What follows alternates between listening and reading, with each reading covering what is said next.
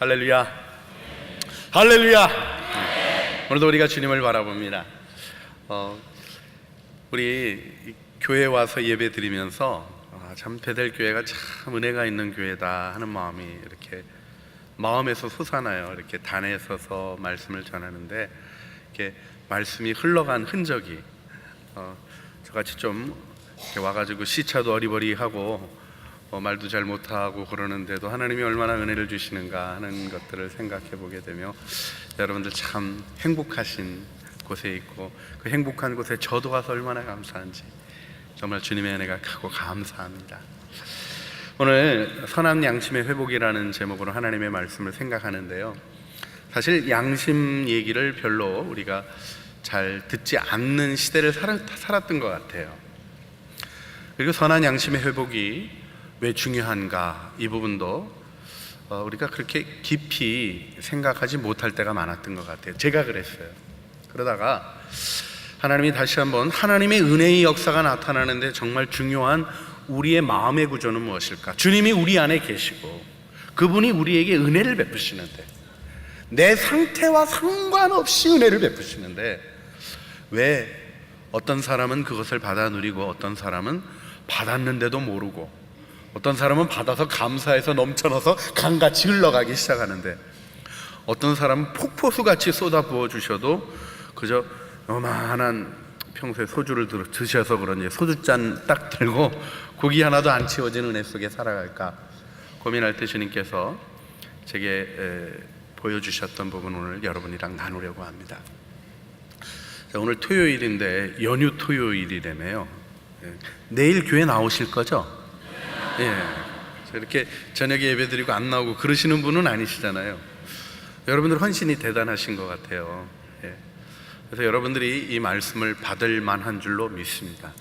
제가 이 말씀을 준비하면서 여러 가지 마음의 소원이 있었지만 준비된 마음들을 보내주시고 하나님이 이 시대 우리에게 부르시는 음성을 듣게 해주십시오 하는 기도를 했었어요.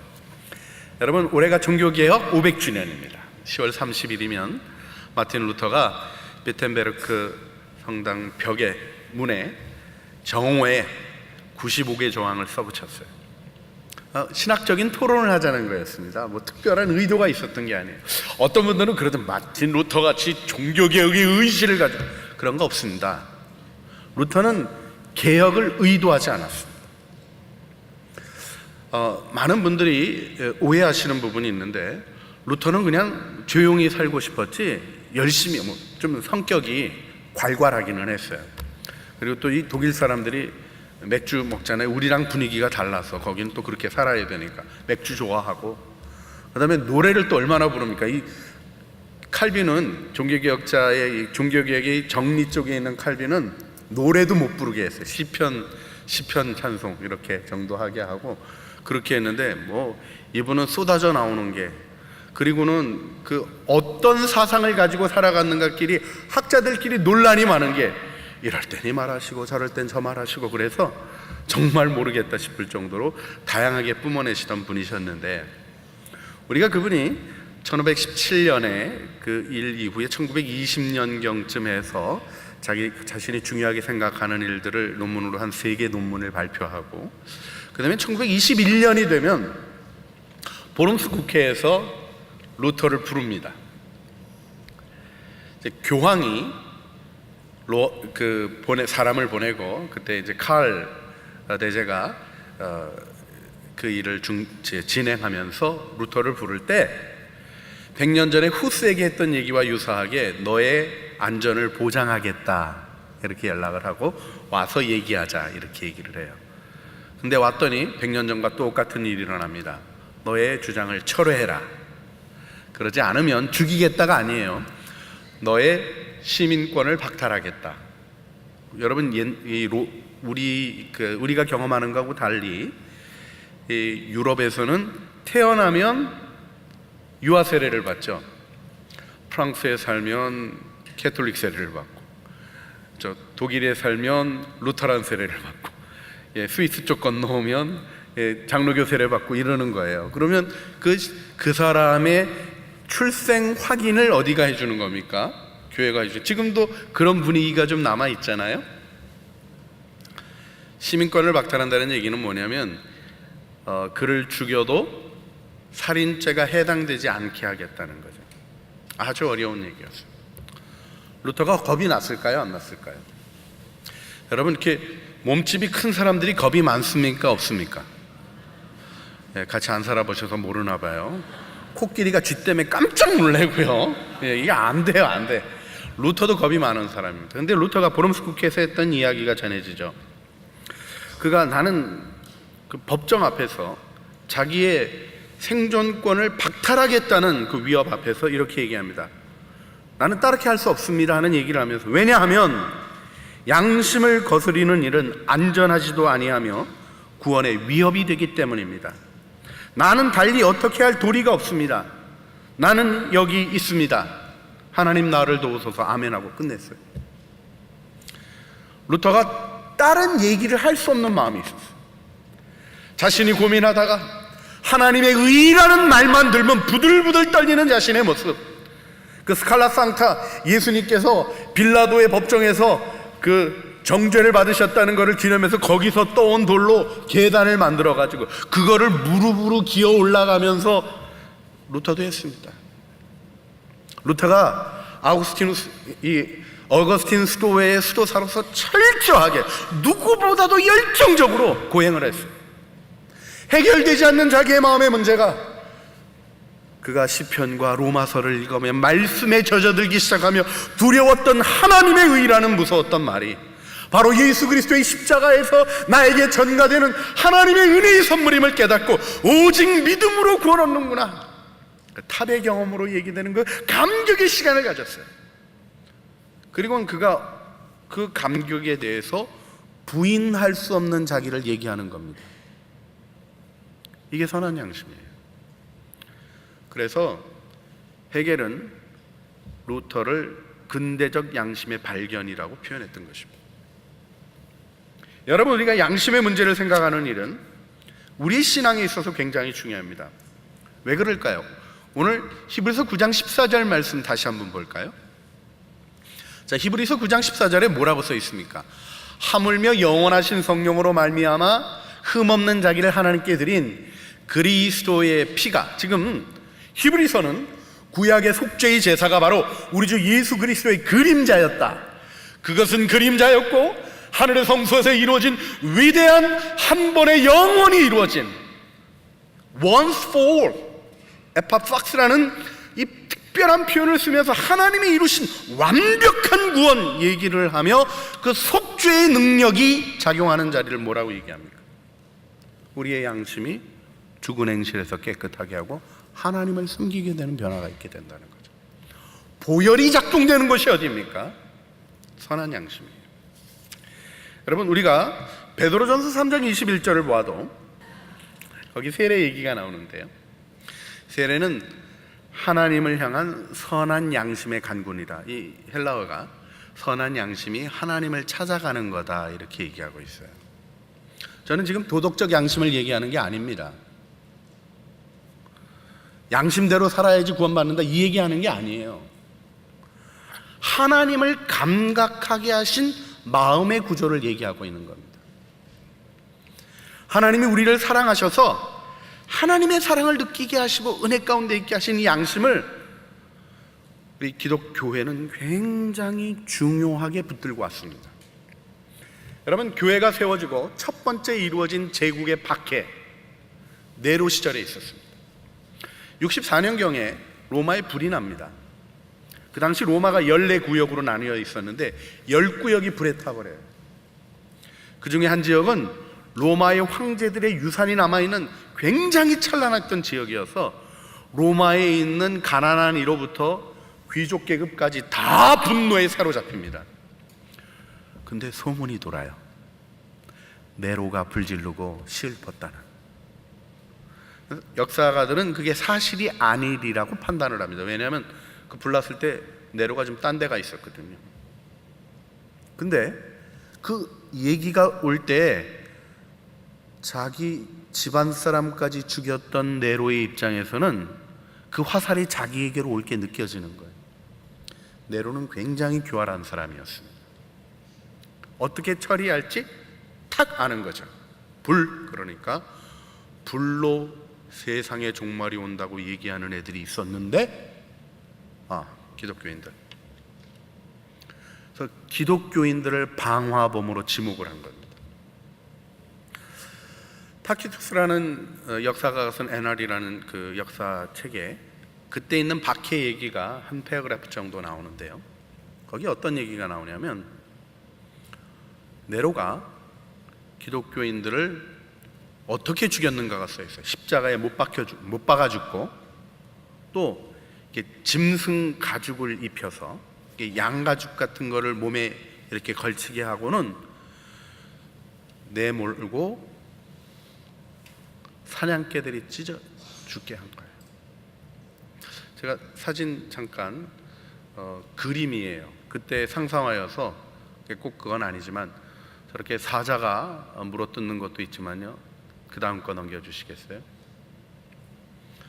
사람들이 보는 가운데 이렇게 인간 횃불을 만든 겁니다. 불을 질렀다고. 기름에 담갔다가 타르를 발라서 밤에 불을 지르고, 그 다음엔 역사가의 기록에 의하면 네로가 그 사이를 자기의 말, 지금 바티칸이죠, 바티칸 그 뜰에 자기가 마차를 몰고 미친 듯이 돌아가는 장면이 역사가의 탄식 속에 그려집니다. 아주 흉측한 죄수들조차 연민을 가졌었다고 역사가는 기록합니다. 공공의를 위한 처벌이 아니라 한 인간의 잔인한 미친 짓이었다고 기록해놨어요. 근데 여러분, 초대교회 교인들이 순교를 당했는데, 여러분 이걸 좀 구체적으로 생각해 보세요. 어떤 일이었나? 자, 지금 불을 질렀다고 얘기를 해서 그리스도인들이 잡혀오는 거예요. 근데 그리스도인을 어떻게 잡겠어요? 그리스도인 잡는 게 좀 쉬웠습니다. 왜냐하면 초대 로마의 그리스도인은 대부분 유대인이었어요. 여러분, 요즘도 유대인 있으면 조금 티 나지 않습니까? 저쪽 동부 가면 한 600만 정도 살고 있는데 아주 티 나죠. 그 유대인들을 먼저 색출하면 되는 거예요. 근데 여러분, 주데아가 로마가 당시에 10개의 그 식민지를 갖고 있었던 곳에 하나고, 로마는 법이 강했던 곳이었기 때문에 대부분 이 법적인 통치를 하면서 자신들의 문화를 인정해줘서 이 유대교는 공인된 종교였어요. 유대교의 이단, 기독교인들. 그러니까 어떻게 색출하는 거냐면, 유대인의 집에 찾아가서 문 두들기고 유대인 맞나? 그 다음에 물어보는 거죠. 그리스도를 아느냐? 안다 그러면 데려다가 인간 횃불을 만드는 거예요. 여러분, 근데 여러분, 이 순교가 신앙을 증거하다 죽은 순교가 아니라니까요. 뭐로 죽는 거예요? 방화범으로 몰려서 억울하게 죽는 거예요. 수에토니오스라는 그 역사가가 열두 시저에 대한 얘기를 써갈 때 그 예수 믿는 사람들 얘기를 좀 써나가요. 이 황실에서도 좀 그런 어려움들이 이어졌었기 때문에 써나가는데, 그 레스투스, 크리스투스라고 안 써놓고 그 레스투스라고 스펠링까지 틀려요. 자, 로마 군병이 와서 문을 두드리고 이름도 잘 못 대며 물어봅니다. 네가 크레스투스를 아느냐? 초대교회 성도들이 나는 그분을 모른다고 할 수 없습니다 하고, 그렇게 얘기하면 어떻게 되는 거예요? 애들은 양가죽 입혀가지고 풀어서 짐승이 찢어 죽이고, 여자들은 아주 음란한 공연을 하는 곳에 가서 비참한 일들을 당하고, 남자들은 이렇게 발라가지고 불로 태워 죽이는 거예요. 제국의 첫 번째 순교가 일어났을 때 기독교가 증언했던 것은 다른 게 아니었어요. 양심이었어요. 모른다고 할 수 없습니다. 지금 보면 좀 글쎄요, 어떨까요? 양심에 목숨을 걸고 목숨까지 내놓고 양심을 지켰던 이 그리스도인들에 의해서 로마가 뒤집어집니다. 여러분, 우리가 한번 다시 생각해 봐야 될 일인 것 같아요.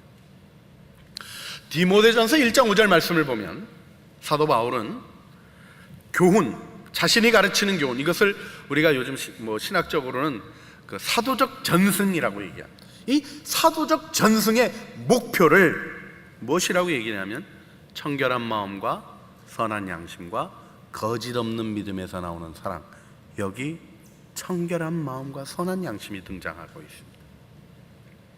양심이 없으면 어떻게 되는 걸까? 여러분, 양심과 신앙을 깊게 연결하여 성경이 가르칩니다. 특별히 디모데가 목회하고 있는 일을 바라보며 사랑하는 마음으로 그에게 편지를 보냈던 바울이 디모데전서 1장 19절에 재밌는 말씀을 하죠. 우리 같이 읽어볼까요? 디모데전서 1장 19절 말씀입니다. 믿음과 착한 양심을 가지라. 어떤 이들은 이 양심을 버렸고 그 믿음에 관하여는 파선하였느니라. 믿음으로 출발했는데, 믿음으로 출범했는데 그 믿음의 배가 파선해버린 사람들을 얘기를 해요. 어떤 사람이요? 양심을 버린 사람. 한 번쯤 생각해 보게 되는 고민이 있습니다. 여러분, 예수 믿고 변화되면 바뀌는 거죠? 할렐루야. 예수 믿고 바뀌셨죠?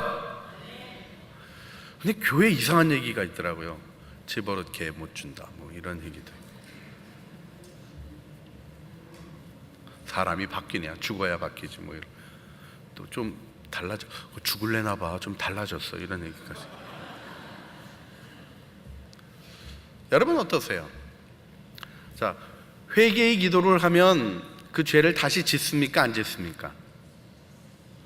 이렇게 연습이 돼 있고 준비가 돼 있다니까요. 아주 죄질 마음으로 충만하셔서 그저 기회만 와봐라, 내가 죄 져버리겠다, 이런 거 곤란하지 않습니까? 회개하면 죄 져야 돼요, 안 져야 돼요? 진짜 회개하면 죄를 질까요, 안 질까요? 어거스틴의 표현을 빌자면 non posse peccator, 죄질 능력이 없어진다, 이렇게 표현했어요. 저게 무슨 얘기냐 이러지 마세요. 여러분, 우리가 진리를 대하는 밝은 마음을 가지고 오늘 여러분 안에 숱하게 넘어졌던, 무수히 반복해서 정말 부끄럽고 또 부끄러운 여러분의 마음을 주님 앞에 꺼내 놓으시고 오늘 하나님이 주시는, 하나님이 함께 하시는 그 은혜의 누림을 가지시기를 간절히 주님의 이름으로 축원합니다. 여러분, 우리가 회개라고 생각하지만 회개가 아닌 회개들이 성경에 기록되어 있어요. 첫 번째로 생각해야 되는 게 바로의 회개입니다. 10가지 재앙의 애굽을 칠 때 바로가 회개합니다. 죄를 고백해요. 출애굽기 10장 16절로부터 17절에 보게 되면 나와요. 바로가 모세와 아론을 급히 불러 이르되 내가 너희의 하나님과 여호와와 너희에게 뭐라 그래요? 죄를 지었으니. 이거 회개입니까, 아닙니까? 회개죠. 죄 지었습니다, 고백했어요. 그런데 그는 회개한 인물로 기록되어 있지 않습니다. 가짜 회개예요. 왜요? 처벌이 무서워서 회개했어요. 그 처벌의 재앙의 두려움이 사라지자 회개의 말도 사라지고 회개의 마음도 사라졌어요. 이건 진정한 회개가 아닙니다. 선한 양심의 회개가 아닌 거예요. 자, 또 우리가 회개를 정말 눈물 흘려 하는데 회개가 아닌 경우가 바로 사울의 회개가 성경에 나오죠. 사무엘상 24장 말씀 16절로부터 19절 같이 한번 읽어볼까요? 다윗이 사울에게 이같이 말하기를 마침에 사울이 이르되 내 아들 다윗아, 이것이 내 목소리냐 하고 소리를 높이 울며 다윗에게 이르되 나는 너를 학대하되 너는 나를 선대하니 너는 나보다 의롭도다. 내가 나를 선대한 것은 오늘 여호와께서 나를 내 손에 넘기셨으니 내가 죽이지 아니하였도다. 사람이 그 원수를 만나면 그가 평안히 가게 하겠느냐? 내가 오늘 내게 행한 일로 말미암아 여호와께서 내게 선을 갚으시기를 원하노라. 진심이었을까요, 아니었을까요? 눈물까지 흘렸다니까요. 요즘은 회개하면서 눈물 흘리는 분들이 참 드문 경우를 많이 보게 됩니다만, 사울은 눈물 흘려서 회개했어요. 눈물 흘려서. 근데 그가 회개했습니까? 안 했습니까? 성경이 그를 회개했다고 얘기하지 않고 다시 사단이 역동하니 다윗을 잡아주기로 또 나섭니다. 여러분, 고백해야 회개인가요? 눈물 흘려야 회개인가요? 그런 게 아닌 것 같아요. 자, 또 한 가지 우리가 가룟 유다의 회개를 좀 생각해 볼까요? 가룟 유다가 자기의 잘못을 깨닫고 돌이켰습니까? 안 돌이켰습니까? 여러분, 도덕적으로는요, 가룟 유다처럼 철저하게 돌이킨 인생이 없습니다. 동의를 안 하시고 잘못했다간 제가 이단으로 몰릴 것 같은 무서운 분위기를 잠깐 느꼈습니다. 제가 그 정통 그리스도인입니다. 웨스터민스터 신앙 고백, 소위의 문답 할렐루야. 근데요, 가룟 유다가 회개했던 이야기를 마태복음 27장 3절로부터 5절을 보게 되면 보세요. 그가 했던 행동을 보세요. 그때 예수를 판 유다가 그가 정죄됨을, 예수님이 정죄됨을 보고 어떻게 했대요? 스스로 뉘우쳤대요. 후회했다는 거예요. 정말 내가 잘못했구나. 그리고 어떻게 했어요? 은 30을 가지고 대제사장들에게 나 잘못했다, 이거 받고 내 선생 넘기는 게 아닌데 도로 받아라. 받았어요? 안 받았어요? 안 받았어요. 요즘은요, 분위기가 그래요. 안 받으면 이건 일단 넣어놓고 이렇게 하고 갈 분위기인데, 가룟 유다 그렇게 안 했어요. 어떻게? 은을 성소에 던져놓고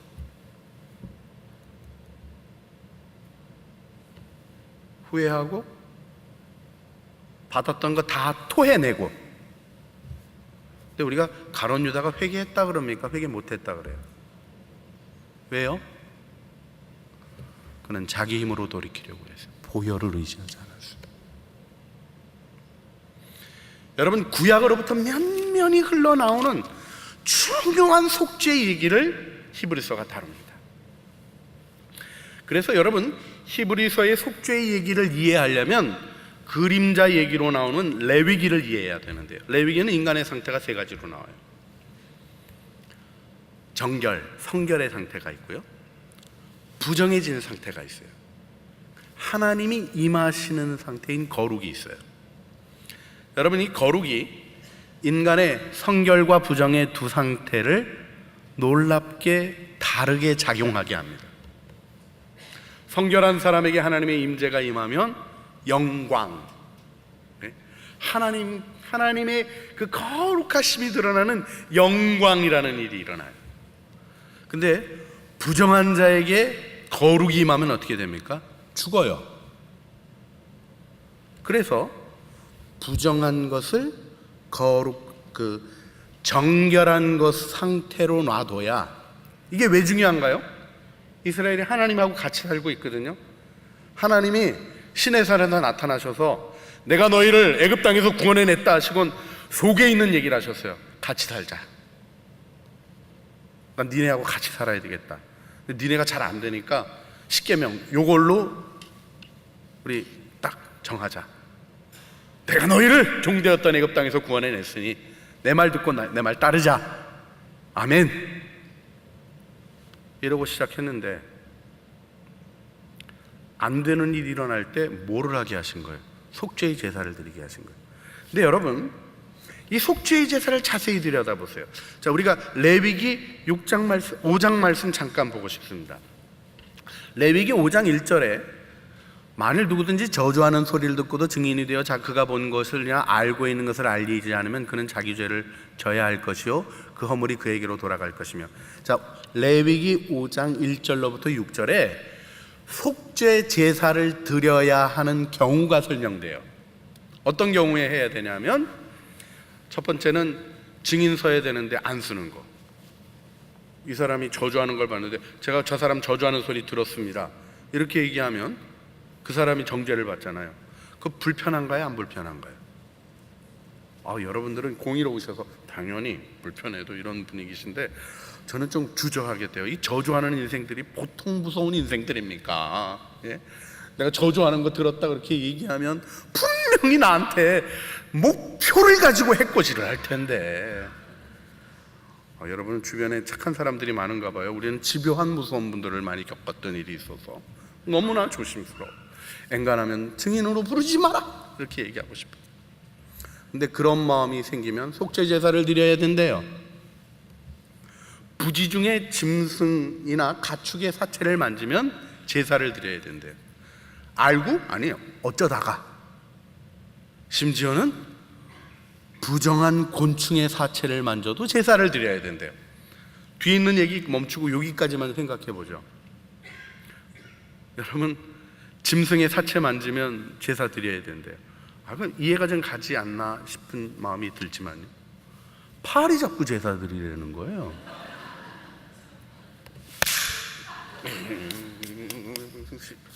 파리 그래도 잘 잡았다. 엥 해서 딱 잡고 나니까 누구 핀지 모르는데 피가 탁. 기분 좋아요, 나빠요? 나쁘죠. 근데 어떻게 해야 돼요? 손 씻고 끝내야죠 뭐. 근데 주님이 하신 말씀이 뭐예요? 속죄 제사를 드리라는 거예요. 여러분, 이게 속죄 제사 드리려면 이 레위기 5장 6절에 뭐 드려야 되는지 나오죠. 어린 양이나 염소를 여러분, 파리 한 마리 잡고 모기 한 마리 잡고 염소 드릴 마음이 있으세요? 이게 잘못 보면요, 하나님이 재물에 너무 마음 쓰시는 분인 것 같다. 양에 굶주리셨나? 이런 오해를 하기가 쉬워요. 근데 우리가 드리면 하나님이 드시는 거가 아니는 거 아시죠? 하나님이 내가 니네들 재물 냄새에 역겹다라는 표현도 누가 좀 막아줘서 제발 좀 제사를 멈추게 해달라, 이런 외침이 나오는 예언서의 외침도 우리가 봅니다. 하나님이 드시는 게 아닌데 왜 이 제사를 드리라고 해요? 왜 이 제사를 요구하신 거예요? 여러분, 자동차 타고 가다가 혹시 쿨렁 해보신 적 있나요? 착 지나가는데 뭔가 느낌이 이상해서 이렇게 차 세우고 보니까 죽은 그거 있잖아요, 라쿤 같은 거 이렇게 딱 건너가 보신 적 있으세요? 늘 잘 살펴서 가시는군요. 근데 이렇게 쿨렁하고 나면 기분이 어때요? 정말 안 좋죠. 그때 우리 어떻게 합니까? 운전하려면 별 수 있나? 그래, 고기 잡았으니까 애 안 물겠지 이러고 우리는 넘어가요. 근데 주님이 제사를 드리려는 거예요. 여러분, 이 요구가 무엇인가를 잘 이해하셔야 합니다. 하나님은 우리가 강팍한 마음으로 살기를 원치 않으시는 거예요. 부드러운 마음을 가지라는 거예요. 사실요, 부드러운 마음 가지기는 이 세상은 너무나 괴롭습니다. 겸손하면 짓밟고요, 마음을 열면 핥히고 갑니다. 주님은 무엇을 얘기하십니까? 내 아들 예수 그리스도의 피가 있으니 선한 양심을 유지하라는 거예요. 왜 그러실까요? 왜 그렇게 하실까요? 하늘을 바라보며 하나님을 느꼈던 다윗은 선한 양심의 대표입니다. 제가 하나님 앞에 기도하면서 질문했던 적이 있어요. 아브라함과 다윗의 자손 예수 그리스도의 세계라 이렇게 말씀하셨는데, 아브라함은 믿음의 조상인 줄 알겠는데 다윗은 뭡니까? 다윗 그러니까 회개 생각이 나는 거예요. 그러면 그는 뭐의 조상입니까? 죄 짓고 회개하는 일의 조상입니까? 할 때 그가 드렸던 회개의 기도를 보면서 그의 회개가 죄로 인한 저주와 진노를 피하는 데 목적이 있지 않다는 것이 여러분 시편 51편에서 이렇게 드러나는 것을 보게 되었어요. 하나님, 내 안에 정한 마음을 창조하시고 내 안에 정직한 영을 새롭게 해주시옵소서.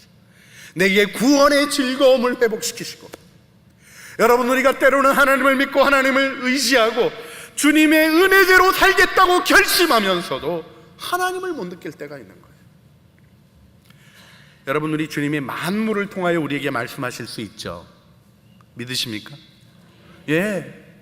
걸어가는 길에 바람에 팔랑거리는 나뭇잎을 통해서도 사랑한다는 말을 전해오시고, 아침에 지저귀는 새들을 통해서 오늘도 내가 너를 너무너무 사랑해, 그런 얘기 주님이 하실 수 있는 거죠.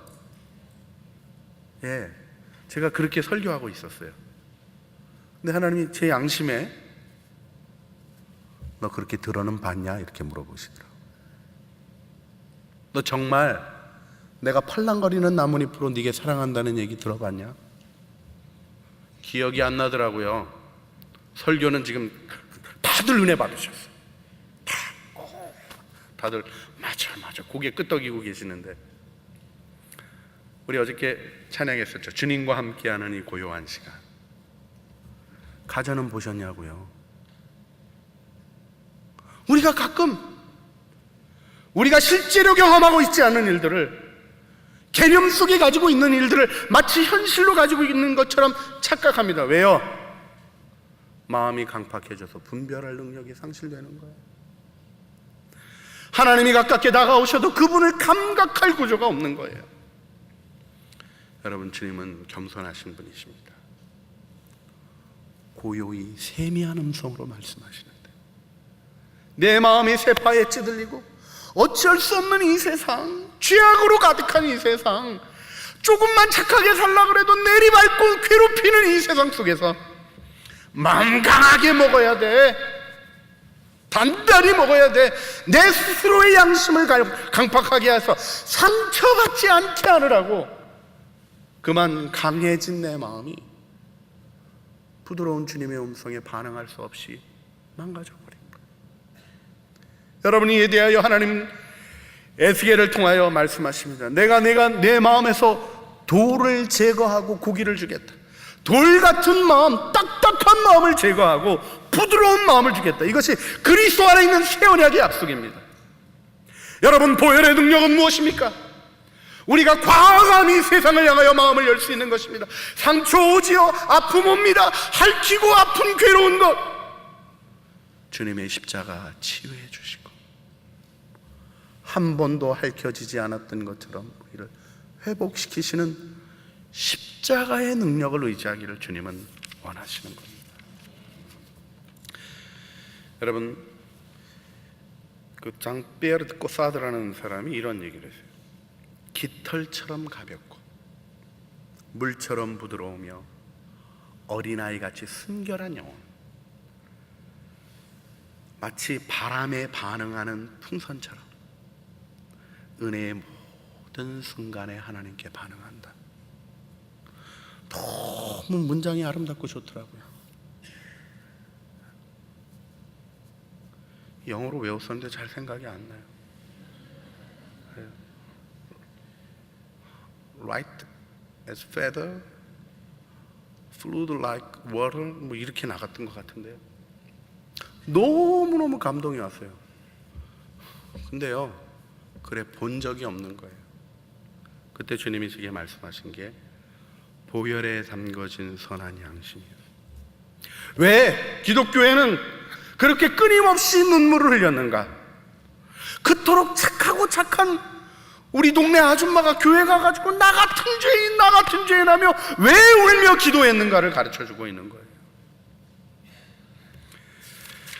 여러분, 마음을 다루셔야 합니다. 갈라디아서 5장 13절을 보게 되면 그리스도께서 우리를 자유케 하시려고 자유를 주셨으니 그러므로 굳세게 서서 다시는 종의 멍에를 맺지 말고 사랑 안에 서로 종노릇하라고 얘기해요. 너희가 자유를 위하여 부르심을 받았으나, 아까 말씀은 1절이고 13절 말씀을 보면 그 자유로 육체의 기회를 삼지 말고, 그러니까 여러분, 우리에게 주어진 자유가 어떤다는 거예요? 육체의 기회가 될 수 있다는 거죠. 따라 하시겠습니다. 모든 은사가 죄의 기회다. 그걸 기억하셔야지 돼요. 여러분, 사기는 아무나 치나요? 혀에 은사가 있어야 쳐요. 농담이 아닙니다. 도둑질은 아무나 하나요? 여러분이 건강의 은사를 받아서 담을 넘을 수 있어야 되고요. 예? 어두운 밤에도 이렇게 잠자는 사람을 안 깨고 다닐 줄 아는 섬세함의 은사가 있어야 되고요. 침침한 그 집의 물건을 보면서도 돈 되는 게 뭔지 분별의 은사가 있어야 돼요. 은사 없으면 죄도 못 짓는 거예요. 누구를 때렸다며요. 이 사람에게는 전제가 있는 거예요. 건강의 은사를 받은 거예요. 병실에서 꽂고 누워있는 사람이 남을 어떻게 칩니까? 제가 이 말씀을 드리는 이유를 잘 기억하세요. 내가 은혜를 받고 하나님의 일을 이루고 내가 뭔가 잘한 것 같을 때 우리의 마음에 오는 게 무엇입니까? 이제는 됐구나. 써놓으신 거예요. 스스로 썼다고 생각하는 자는 넘어질까 주의하라. 그 얘기가 날마다 조심해야지, 조심해야지. 이렇게 살려는 저거 하다 잘못하면 안 되니까 안 해야지. 자, 우리 성경 말씀 통독 한번 합시다. 결심하고 하나님 앞에 약속합시다. 자, 올해 1월부터 시작하는 성경 통독 참여해서 통독하실 분들, 자, 일어나십시오. 주님 앞에 결심을 표현하십시다. 굳세게 앉아 있는 거죠. 전에도 했는데 말만 하고 못했으니까 이번에도 안 한다. 뭐 그런 태도를 얘기하는 게 아니에요. 여러분, 우리의 마음을 주님 앞에 드려 내 삶의 모든 은혜의 기회가 죄인인 나 때문에 내 뜻대로 하려고 하는 의지를 가지고 있는 이 죄인이 죽지 않으면 그 모든 축복의 기회가 저주의 기회로 다 바꿔버릴 수 있다는. 여러분, 성실한 사람이 죄질 때 무섭다니까요. 똑똑한 사람이 범죄를 기획할 때 국가적인 재난이 오는 거예요. 관계의 힘을 갖고 있는 자가 유혹을 던질 때 사람들이 다 끌려 들어가는 거예요. 이단 교주들 대단하지 않아요? 그들의 마음에 선한 양심이 사라지고 하나님을 의식함이 없게 되니 그런 일이 일어나는 거죠. 여러분, 이때 기억하셔야 될 것이 있습니다. 우리가 주님의 은혜를 따라 살아가고 우리의 삶을 변화시키는 노력을 해가고 애쓰고 또 애씁니다. 할렐루야. 그런 거 필요하나요? 안 필요하나요? 어떤 분들은요, 은혜 받으면 다라 그러시는데 정말 은혜를 모르시는 분이죠. 은혜의 반대말은 노력입니까? 많은 분들이 오해하셔요. 은혜의 반대말이 노력인 줄 아죠. 은혜의 반대말은 공로지 노력이 아닙니다. 우리가 예수 믿고 살아가는데 노력해야 됩니까? 안 해야 됩니까? 지금 나오신 것도 노력이잖아요. 왜 그러세요? 해놓으시고 대답도 안 해주시고. 여러분, 이렇게 앉아서 오늘 이 밤에 지금 시간 지나가는 목사의 설교를 들어가면서 굳굳이 참고 있는 여러분, 노력하시는 겁니까? 안 하시는 겁니까? 난 한두 분은 일어나 나가실 줄 알고 마음에 결심하고 지금 전하고 있는데 아무도 안 나가시네요. 이 노력이 완성이 필요합니다. 물이 211도까지는 뜨거운 물이에요. 그런데 212도가 되면 어떻게 됩니까? 수증기가 되는 거예요. 99도, 섭씨 99도까지는 뜨거운 물이에요. 그래서요, 우리가 뜨거 하는 게 50부터 확 뒤는 99도까지 다 뜨거운 물이에요. 그런데 1도 올라가는 그 순간 소위 브레이크스루가 일어납니다. 돌파가 일어납니다. 여러분, 이거 주님 안에서 돌파를 경험하는 신앙생활을 해야 돼요. 죄를 짓고 반복할 때 우리 주님 우리 버리시나요? 아니요. 제가 기도했어요. 주님, 이게 또 7번째입니다. 그랬더니 주님이 그러시더라고요. 언제 7번이나 그랬냐? 그런 마음을 주시더라고요. 난 다 잊었어. 그런데요, 잊으시니까 또 짓고 그러는 거예요? 아니죠. 그 주님의 사랑을 의식하고 주님의 마음을 받고, 그래서 이 도둑질하는 손이 나누어주는 손이 되리라 하는 변화의 능력이 찾아오는 게 있는 거예요. 진실을 말하지 않던 입이 진실을 말하게 되는 게 아니라 복음을 증거하는 능력으로 나타나게 되는 이 브레이크스루가 있는 거예요. 그 1%를 마음에 두시길 바랍니다. 여러분, 우리들이 죄를 고백하고 하나님의 은혜를 고백하며 나갈 때 그 은혜가 임하는 거예요.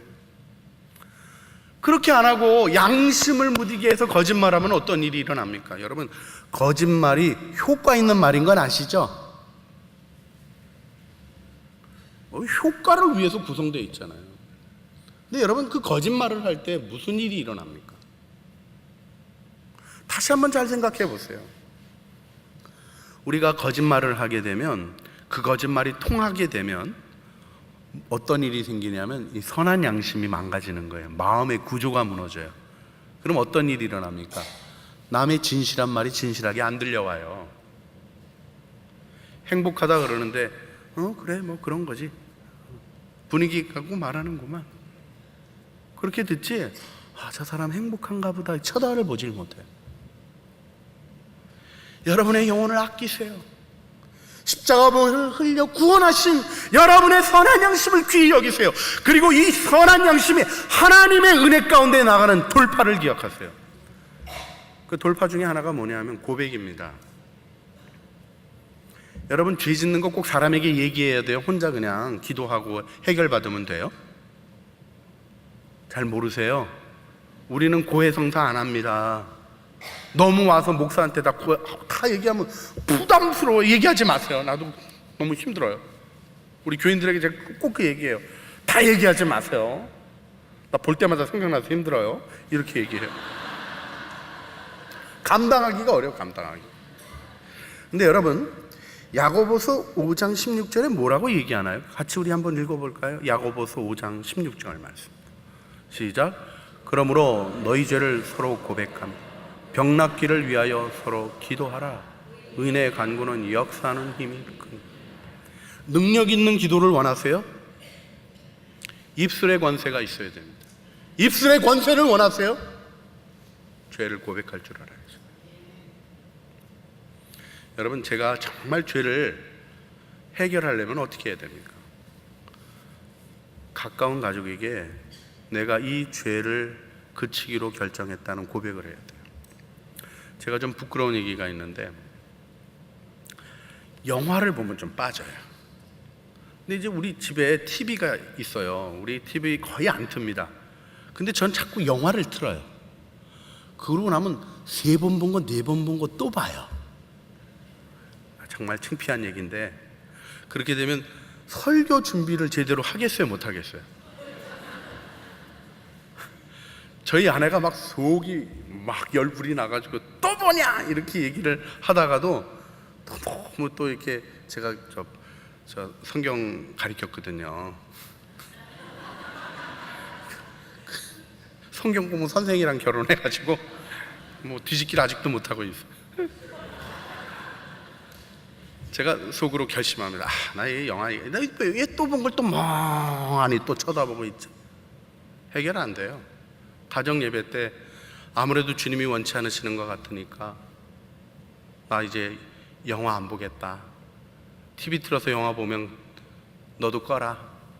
우리 딸내미한테까지 얘기하면 엄마보다는 걔가 용감하더라고요. 지나가다 아빠 영화! 여러분, 나를 숨겨놓고 부끄러움 당하지 않으려는 마음보다 중요한 게 뭐예요? 변화의 소망이에요. 그저 공부 못할 때는 모른다 그래야 배울 길이 생기지, 아는 척하면, 그저 가만히 있으면 중간은 가잖아요. 그죠? 꼭 기억하세요. 50점은 F합점입니다. 50점은 failure예요. 망하는 거예요. 여러분의 인생의 심판 때 하나님이 여러분의 인생을 판정하는 그날, 믿는 척하고 있다가 천국인 척하는 데 들어가면 어떡하실래요? 이게 너무 명백한 거라니까요. 자, 오늘 제가 여러분을 고문하듯이 반복하는 이 얘기를 잘 마음에 담아두시기를 바랍니다. 그리고 여러분, 우리 모두 용기를 내요. 하늘나라 가기까지 이 세상에는 악이 있다 그랬잖아요. 선을 행함으로 고난받는 것이 하나님의 뜻일진데 악을 행함으로 고난받는 것보다 나으니라. 아멘. 여러분, 고난을 선택하세요. 하나님의 영광을 위하여 여러분의 영혼을 가꾸고 하나님의 나라에 들어갈 때 영광스러운 영혼으로 주님 앞에 서기를 소원하며 그 고난을 선택하세요. 오늘 이 시간 우리가 함께 주님 앞에 기도하기를 원합니다. 여러분, 초대교회 성도들, 여러분, 제국의 박해가 있을 때 다 순교한 게 아니에요. 그랬으면 기독교 없어졌게요. 여러분이라면 어떻겠어요? 그리스도를 아느냐 묻는데 대답하고 인간 횃불 돼서 죽을래요? 못한다 그러죠. 저는 제가 분명히 아는 저로서는 저는 우리의 그 방화범으로 몰려 죽이는데 양심 그냥 오늘 넘어가는 거예요. 오늘 넘어. 그렇게 하고 못했을 것 같아요. 근데 다음날 아침에 달려있는 형제를 보는 거예요. 여러분, 그러면 회개가 일어날까요? 아니요. 여러분, 선한 양심을 발견해 가는데 중요하게 겪는 게 좌절입니다. 난 안 돼. 내 양심은 안 돼. 사단이 매우 강력하게 저주의 공격을 퍼붓습니다. 초대교회 교인들도 신앙을 포기했던 거예요. 그런데 58년경부터 쓰여졌던 복음서가 도착하기 시작합니다. 복음서를 읽으니까 그 네로 박해 때 가장 중심에 서서 거꾸로 십자가에 못 박혀 죽었던 베드로까지 예수님을 배신했던 얘기가 나오는 거예요. 그리고 부활하신 주님께서 다시 그들에게 나타나실 때 그 얘기를 한 번도 묻지 않으시고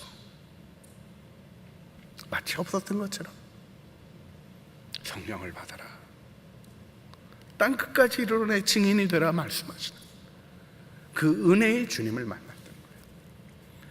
여러분, 우리 양심 우리가 어떻게 못합니다. 노력해야죠. 애써야죠. 씨 뿌리고 가꿔야죠. 그러나 비를 내리고 자라게 하시는 분은 하나님이십니다. 그분의 은혜가 아니고는 우리의 마음이 돌이켜질 수가 없습니다. 하지만 여러분, 여러분에게 결단이 필요합니다. 주님께 그 마음 드리시겠습니까? 내 양심, 내가 스스로 보호하고 딱딱하게 만들어도 잘 안 돼서 강팍해진 이 양심, 화에 맞아서 때로는 은혜조차도 은혜로 감각하지 못하고 와 계신 주님조차도 느끼지 못하는 내 이 망가진 마음 주님께 드립니다. 주님, 내 마음 받으시고 포열 안에 담궈 주셔서 부드러운 마음, 선한 양심으로 회복시켜 주시옵소서. 기도하기를 소원하십니까? 우리 그럼 같이 기도했으면 좋겠습니다. 먼저 주님 앞에서 주님을 의식해 보시길 바랍니다. 여러분, 감출 수가 없어요. 주님은 깊은 곳까지 알고 계십니다. 그리고 여러분의 영혼을 향하여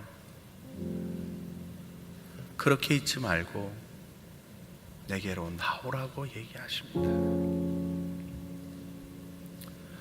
내가 너를 위하여 십자가를 졌으니 나와 함께 십자가에 죽자고 얘기하십니다. 고쳐서 쓸 수 있는 마음이 아니에요. 시쳐서 변화될 수 있는 게 아니에요. 십자가에 달려 죽어야 합니다. 여러분, 그 십자가의 은혜에 여러분을 내어드리시겠습니까? 이 시간 우리가 주님을 바라보면서 함께 찬양했으면 좋겠습니다. 고백의 찬양을 했으면 좋겠습니다. 구주와 함께 나 죽었으니. 여러분, 믿음의 고백으로 드리시면서 십자가 보혈로 내게 새 양심을 창조하시고 선한 양심으로 하나님의 임재를 기뻐하며 예배에 임재하시는 주님의 영광을 감각하며 내 안에 주신 그리스도의 은혜가 거침없이 흘러가는 그 은혜의 삶으로 나를 세워주시기를 바라보며 주님 앞에 함께 고백의 찬양으로 드리시겠습니다.